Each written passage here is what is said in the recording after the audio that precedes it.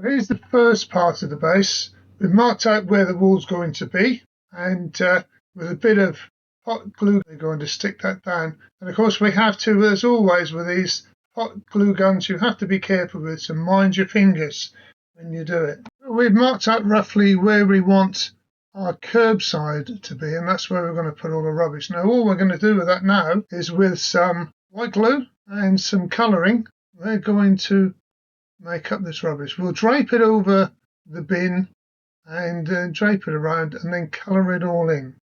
Just inside there we've got a little bit of plaster that we put in, and you can see where it's going to sit within that piece of the alleyway. And then also we'll use that type of fence, so we'll put some hot glue in and that to stick it in and to hold it all. And there's the corner that we need. We're going to make up this billboard now. We're going to use some also just to make a backing to put it in, and then some edges around. They're going to be a little bit rough because we want it to look untidy, and then all of that will be stuck together with white glue so that you can then prepare it, let it all dry, and then we'll put it up against the wall in a short while. You see we've got that really wet. We're going to push that down, put the various sides of it, just keep on soaking it and keep on soaking it. Bring it down so it looks really well, and then you can tear it off and it looks like it's been there for a long time, and it's going to look really cool like that. We've got the sign looking really beaten up now, so we're going to get that put up on the side there along with this piece of fencing as well. We're also going to add some vegetation in there, so a little bit just to go in the bottom of the wall down in there, just to hide up any cracks and imperfections. Then we put a generous amount of white glue all the way along there, as much as you like. And then once we've done that, we will put in it some of that flock, some of the green flock, the same as you would normally find if you're looking at building a railway line or anything like that, any type of scenery or diorama. And it's just going to sit in the bottom, and then we'll put the green over that, the green flock over it, and then we'll leave that all to dry.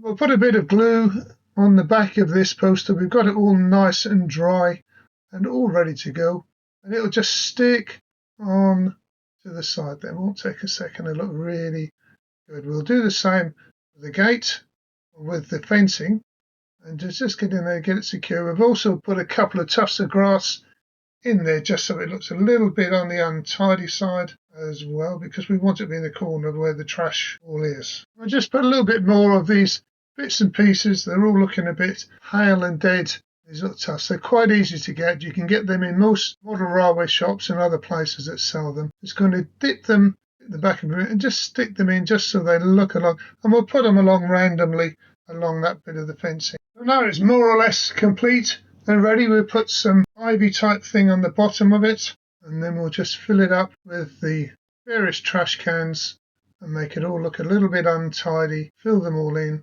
lay them randomly in there, and then it's all ready to go. And there's our trash can. And it's all ready then to put into the studio and to take some photographs of a place, a corner down the side of an alley where you will find a car parked in the corner.